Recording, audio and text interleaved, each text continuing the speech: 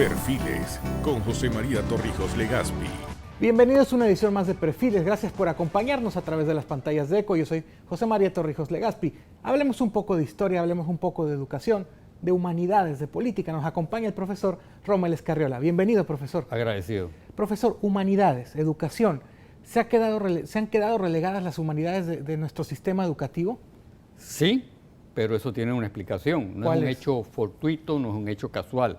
Para mí es un hecho bien planeado, con una línea de deshumanizar al hombre panameño, de no producir cultura, de no desarrollar el concepto del conocimiento a través de las humanidades.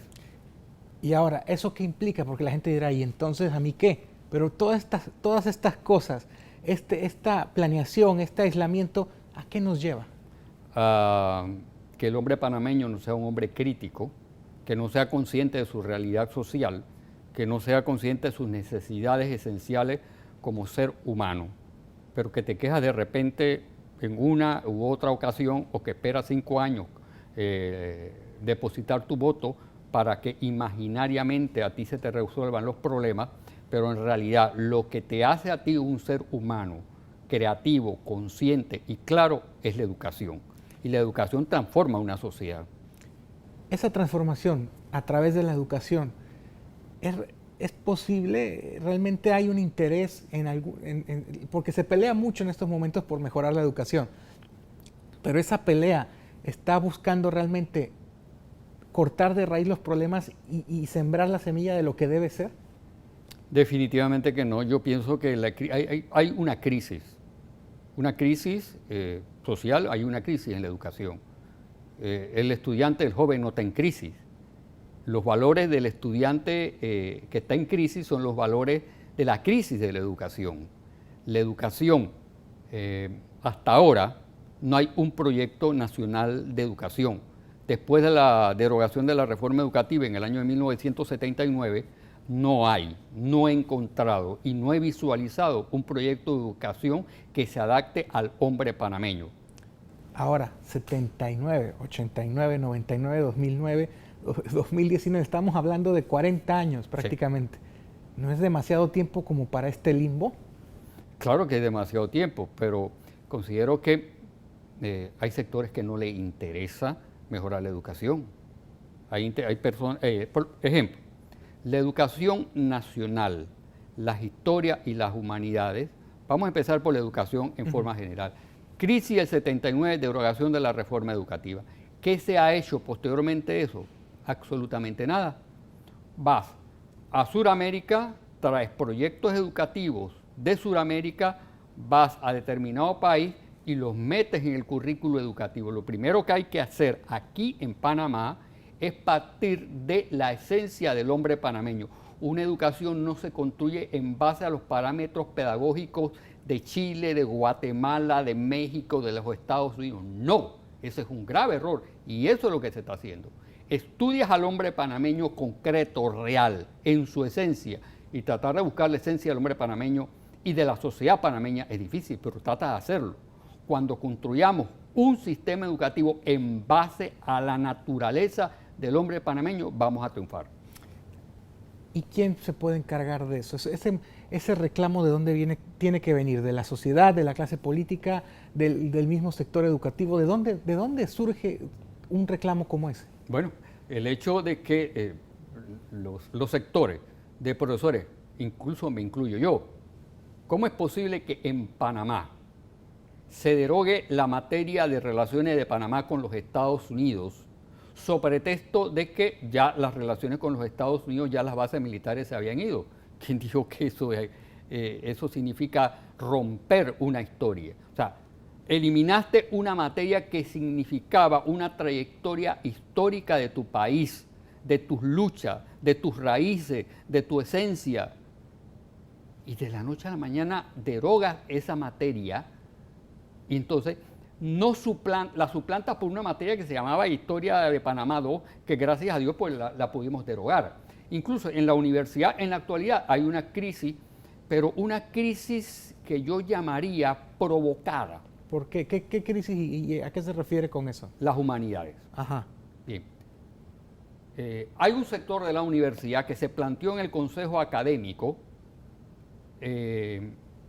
cuestionar a las humanidades para que se hiciera un estudio jurídico en la universidad para considerar si la historia de Panamá, relaciones de Panamá con los Estados Unidos, historia ambiental y geografía, incluso hasta español, castellano, mi lengua y la lengua de todos los panameños, era válida dictarla en la Universidad de Panamá.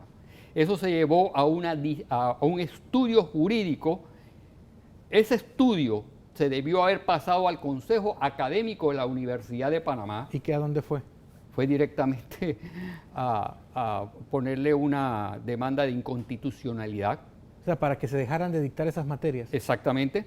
Y lo extraño, lo peligroso y lo malvado de este plan es que quienes participaron en la restauración de la materia de relaciones de Panamá con los Estados Unidos lo hicieron en la universidad.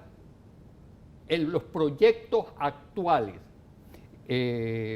para restaurar estas materias, para desarrollar esos programas, lo hicieron en la universidad y lo aprobaron en la Asamblea. Ahora dicen que porque la Asamblea dictó las leyes es inconstitucional porque viola la autonomía universitaria. No, para mí no.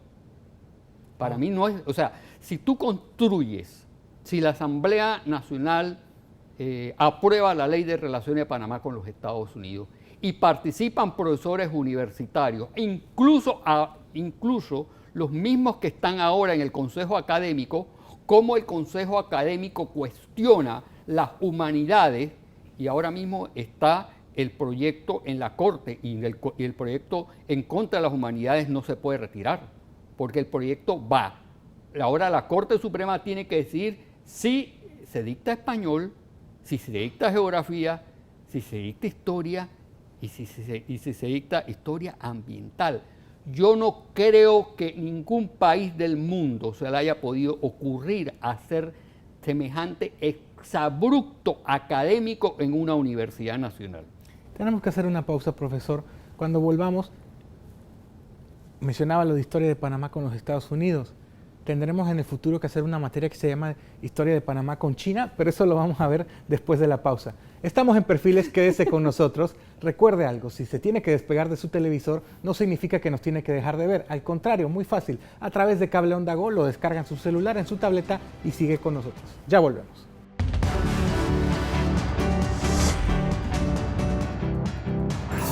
Perfiles.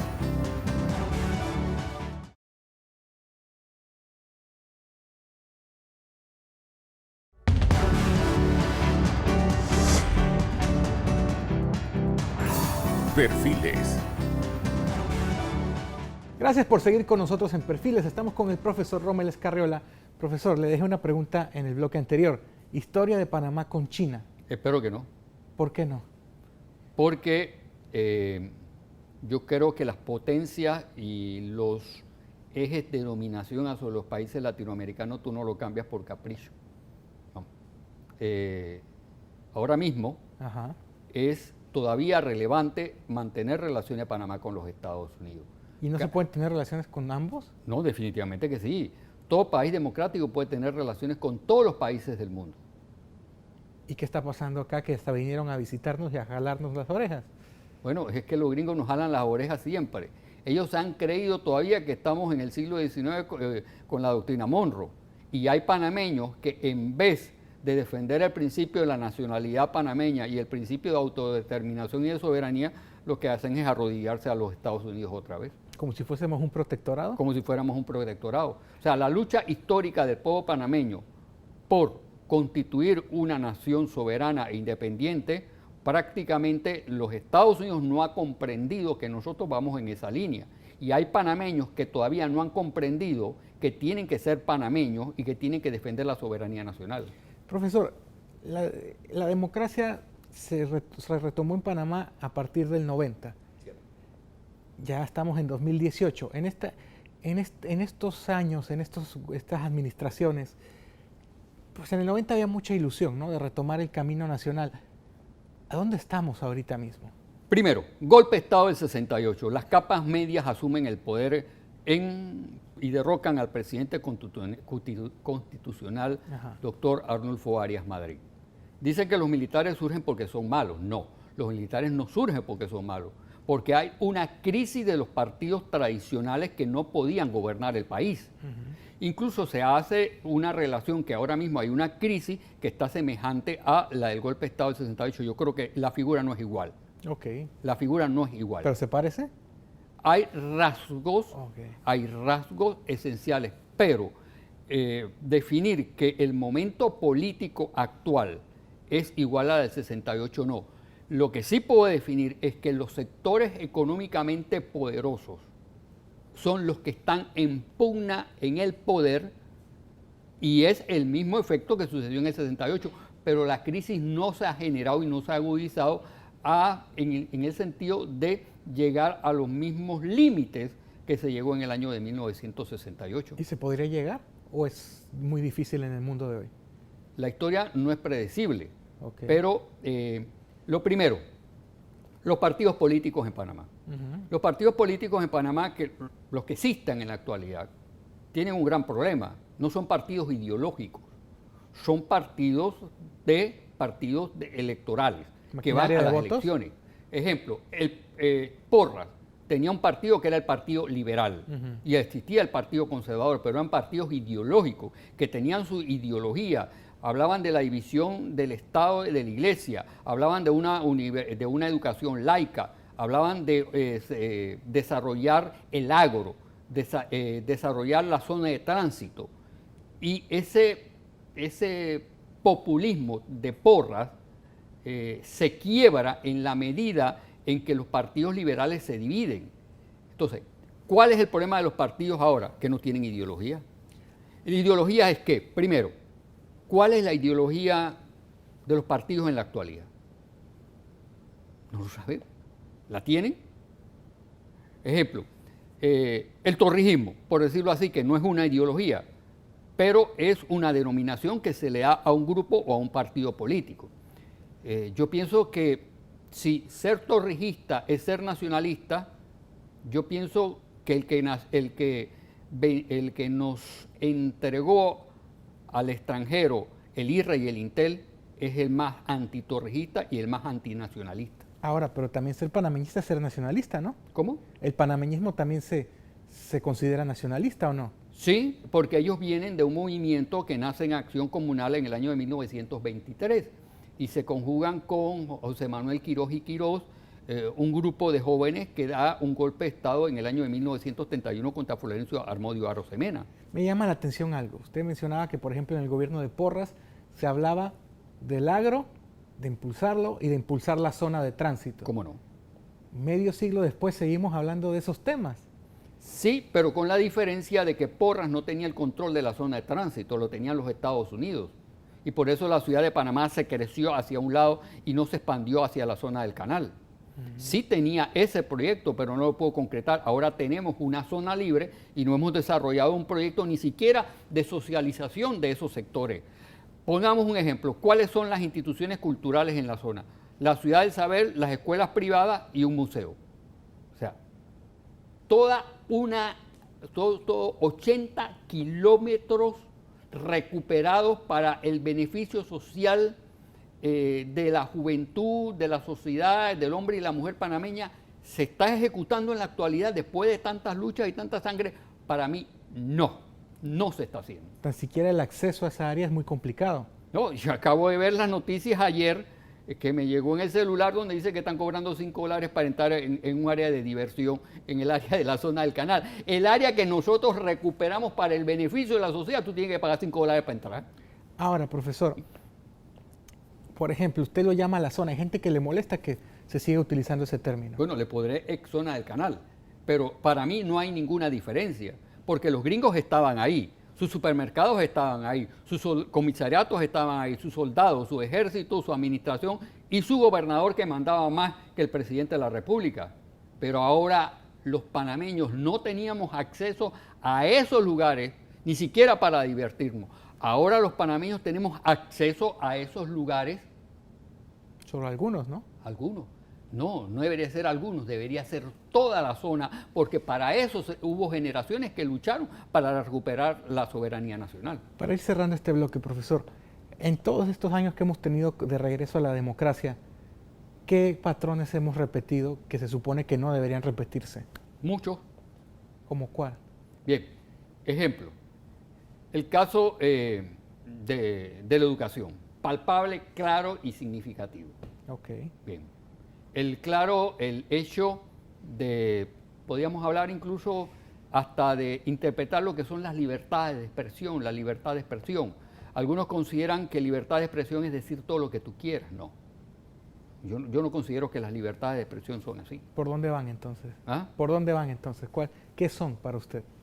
La libertad de expresión es que el individuo se exprese libremente ante la sociedad, pero que eduque a la sociedad.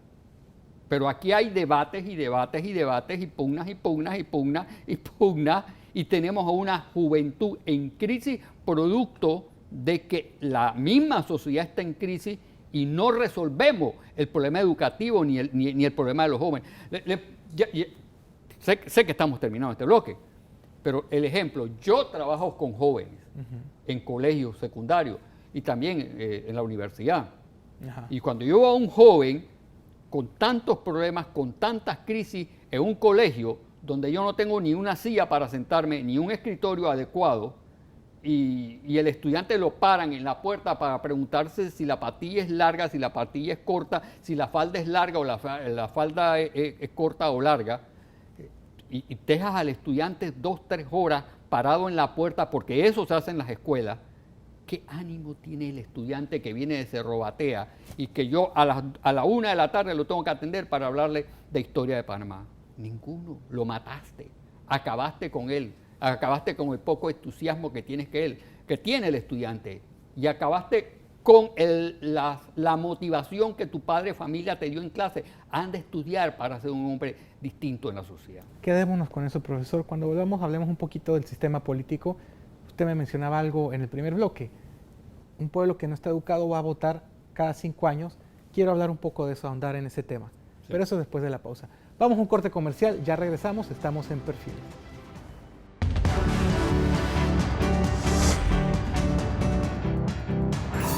Perfiles.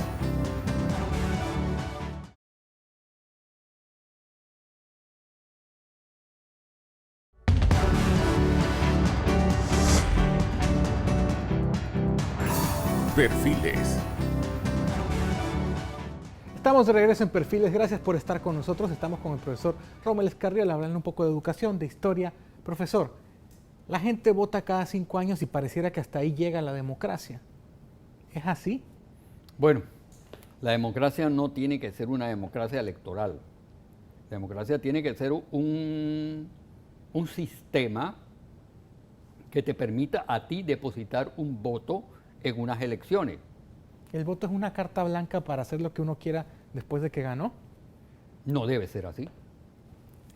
Tiene que haber algún mecanismo en esta sociedad, o se tiene que lograr un mecanismo en esta sociedad, para que el candidato que gane se comprometa para cumplir su programa. Y otra cosa muy fundamental, nosotros somos un país subdesarrollado, un país del tercer mundo, como nos quieran poner, o quieran decir todo lo que quieran. Pero aquí lo que necesitamos es un presidente que le diga al Fondo Monetario Internacional, a los organismos que nos imponen los préstamos con grandes intereses y nos ponen que hay que privatizar las empresas, que hay que privatizar el agua, que hay que modificar la educación, que la educación no tiene que ser humanística, la educación tiene que ser para el Fondo Monetario Internacional una educación para crear mano de obra barata. Aquí tiene que haber un hombre que surja a la presidencia y diga, un momento,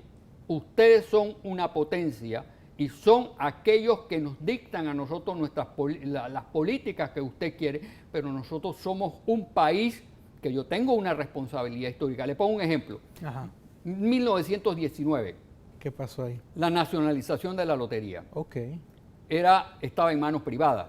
El propio gobernador de los Estados Unidos, de la embajada, llega a la presidencia y le dice, a Porras, yo soy el embajador y la lotería no se va a nacionalizar. Porras reúne su consejo de gabinete, se discute y Porras sale, le da el bastón, le da el sombrero y diga, váyase, yo soy el presidente y nacionalizo la lotería.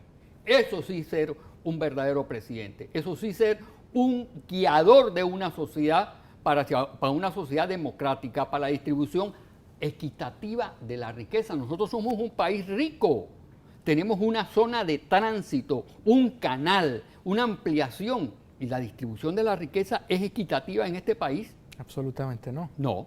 Ahora, profesor. Entonces, eso implica el papel de la democracia.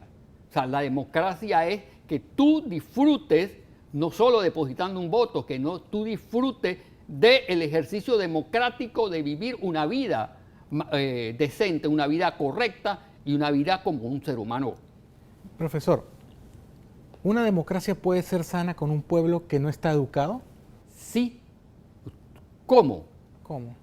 Si el gobernante se plantea un proyecto de transformar la educación. Por eso es que los países latinoamericanos no avanzamos, porque no hay proyectos educativos liberadores de la conciencia y el estímulo del ciudadano.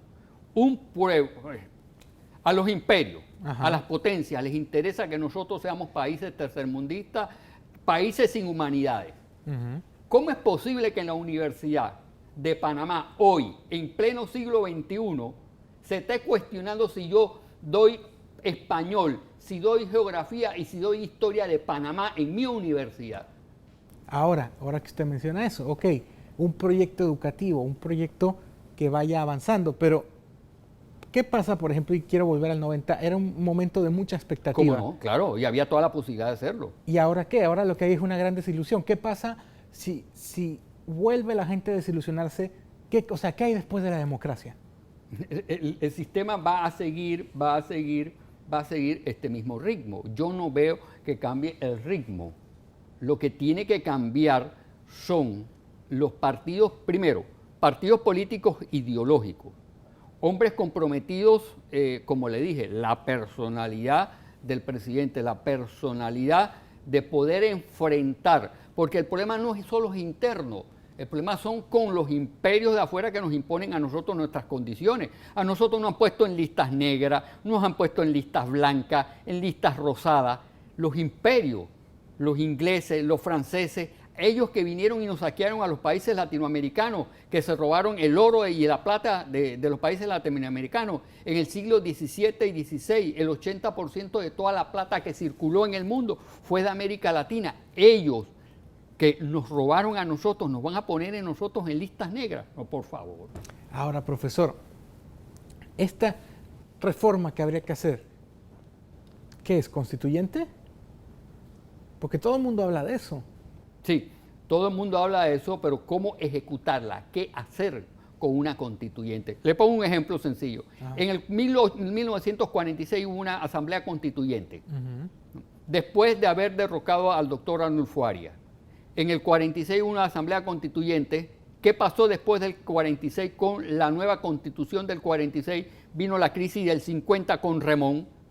Vino la crisis del procónsul Remón que puso presidente, porque Chari no lo dejó subir como vicepresidente a Chanis ni a José Domingo.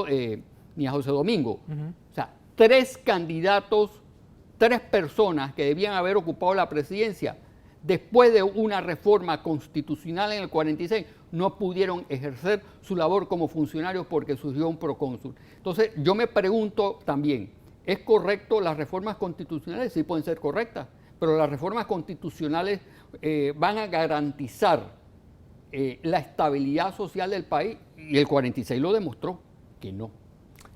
Y ahora, digamos que hay una nueva constitución, una nueva carta magna, pero muchos de los actores que hoy que están jugando siguen ahí. ¿No va a ser lo mismo? ¿No es hecha la ley y hecha la trampa? Sí, puedes cambiar la constitución, puedes cambiar la constitución, puedes reformarla, pero si no hay el compromiso del dirigente como yo le digo, el elemento fundamental. 1, la honestidad. 2, crearte mecanismos en tu gobierno que impidan el saqueo del erario público, que haya sanciones antes que tú seas candidato a presidente. Tú dices, yo voy a sancionar a este y a este y a este y a este y a este y voy a tomar tales y tales medidas. El primero que lo haga, cae.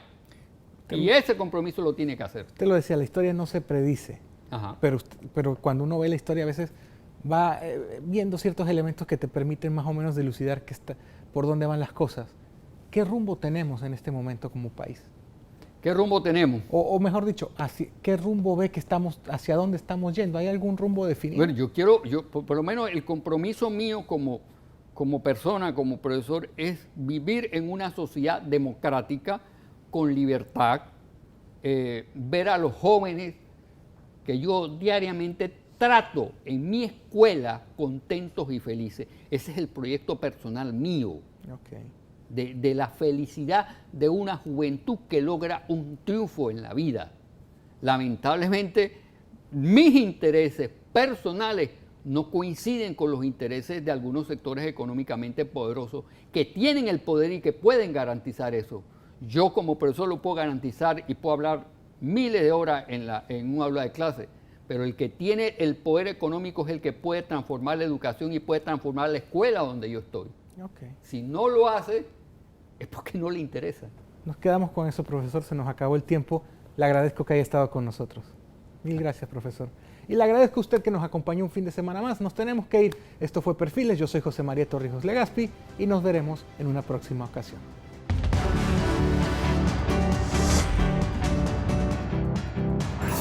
Perfiles. ECO te invita a revivir este contenido entrando al canal 1 de VOD de Cableonda.